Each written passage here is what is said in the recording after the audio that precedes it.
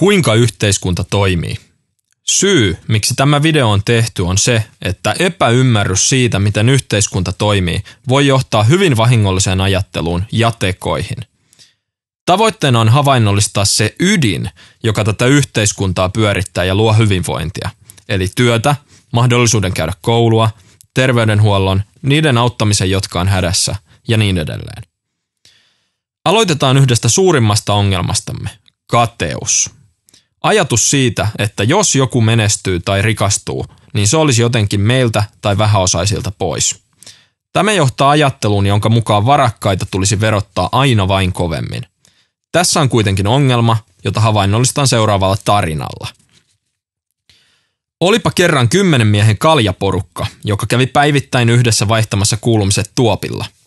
Päivittäisen laskun yhteissumma oli 100 euroa, jonka tämä porukka jakoi aina tulojensa suhteessa, siis kuten verotkin maksetaan. Tällä periaatteella joukon 4 heikkotuloisinta eivät maksaneet kaljoistaan koskaan mitään. 5 maksoi päivittäin 1 euron, 6 3 euroa, 7 7, 8 12, 9 18 ja 10 kaikista rikkain maksoi 59 euroa. Kaikki olivat järjestelyyn tyytyväisiä, sillä se oli heidän mielestään oikeudenmukainen. Yksi päivä kuppilan omistaja tuli porukan pöytään ja sanoi, koska olette olleet minulle niin hyviä asiakkaita, pienennän päivittäisen laskunne 80.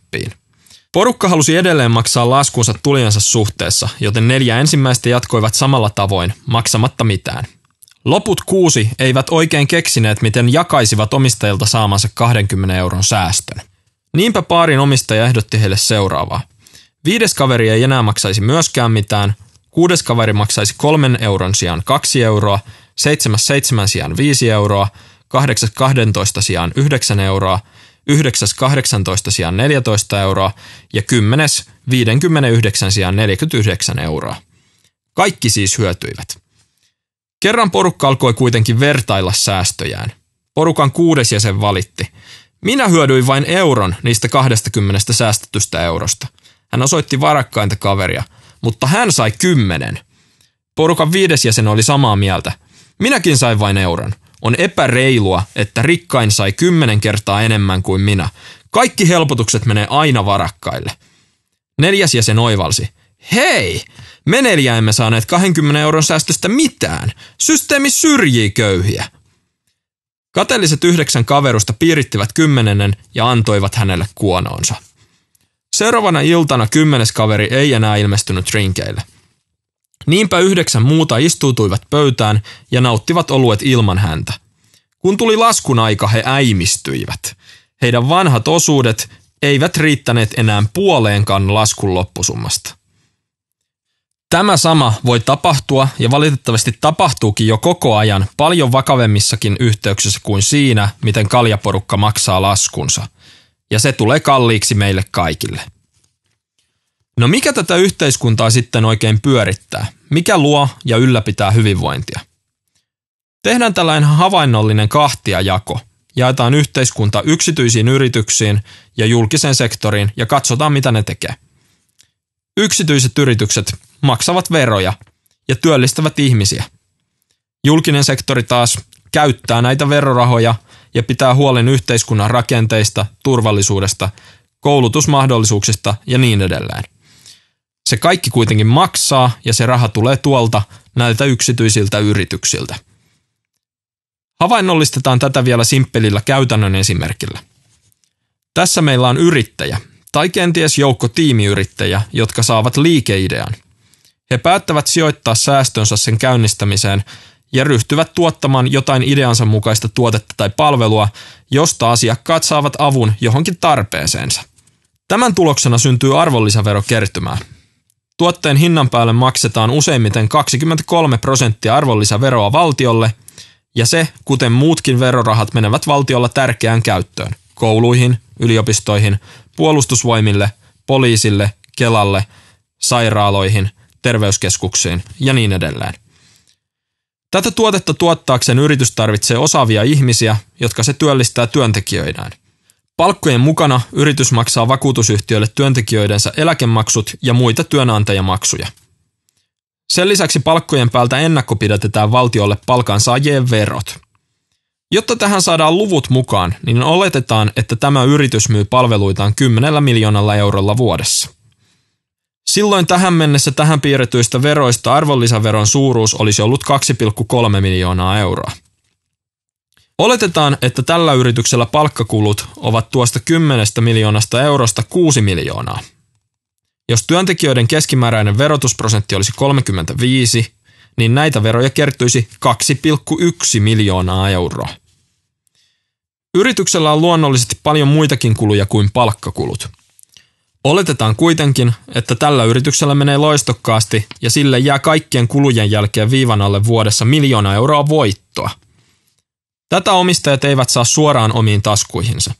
Yrityksen voitosta maksetaan yhteisöveroa 25%, eli tässä tapauksessa 250 000 euroa. Jäljelle jää siis nettovoittoa 750 000. Tästä summasta yrittäjät päättävät, minkä osan he haluavat investoida uudelleen esimerkiksi tuotekehitykseen, toiminnan laajentamiseen, uuden henkilöstön palkkaukseen ja niin edelleen. Ja minkä osan he nostavat itselleen yrityksen tekemänsä sijoituksen tuottoina. Oletetaan, että he päättävät investoida 2/3 liiketoimintaansa ja nostavat 1/3, eli 250 000 euroa osinkoina itselleen ja muille yrityksen omistajille. Monesti ajatellaan, että yrittäjä pystyy tienaamaan huikeasti verottomia osinkoja. Niiden osuus on kuitenkin vain 9% omasta pääomasta ja tässä tapauksessa niiden suuruus on luultavasti noin 68 000 euroa. Lopuista noin 180 000 eurosta yrittäjät maksavat luultavasti noin 30% veroa, eli noin 54 000 euroa.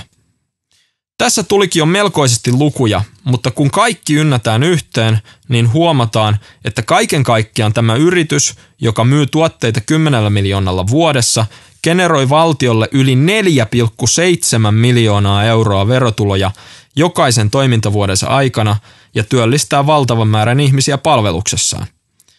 Näillä verotuloilla valtio ylläpitää totta kai tärkeitä palveluita. Tätä yhteiskuntaa siis pyörittää nämä yksityiset yritykset. Valtio siis kärjistettynä käyttää verorahoja ja yksityiset yritykset tuottavat niitä. No tästä huomataan, että me tarvitaan kannustava verotus. Kannustava sekä yrittämiseen että työntekoon. Meillä ei ole yksinkertaisesti varaa siihen, että joudutaan pitämään huolta sellaisista, jotka eivät vain viitsi. Kaikkien panosta tarvitaan. Selväähän on, että sellaisista, jotka eivät pysty, ovat esimerkiksi sairaita tai muuten työkyvyttömiä, täytyy pitää hyvää huolta, mutta se, että ei vain viitsi, on eri asia. Tarvitaan yhtä aikaa myös tehokas verotus, jotta veroeuroja kertyy hyvin hyvinvointiyhteiskunnan tueksi. Tehokas verotus ei kuitenkaan tarkoita samaa kuin korkea verotus. Tehokas verotus tarkoittaa hyvää verokertymää, korkea verotus taas korkeaa veroprosenttia yksittäisiltä toimijoilta. Ne eivät ole sama asia.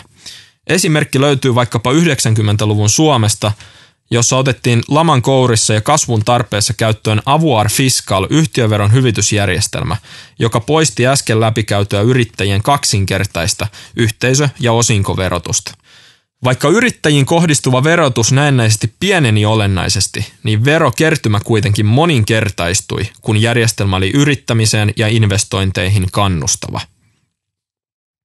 Tarvitaan myös yhteiskunta, jossa ei esiinny korruptiota, ennalta arvattava lainsäädäntö, kohtuullinen inflaatio eli rahan arvon heikkeneminen ja tasa-arvoa. Suurin osa näistä asioista on Suomessa jo valtavan hyvin.